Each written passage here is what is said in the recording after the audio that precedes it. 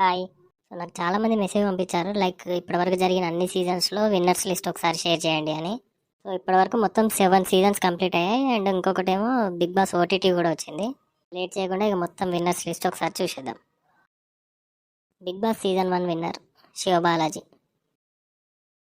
Season 2 Kaushal. Season 3 Rahul Sipligunj.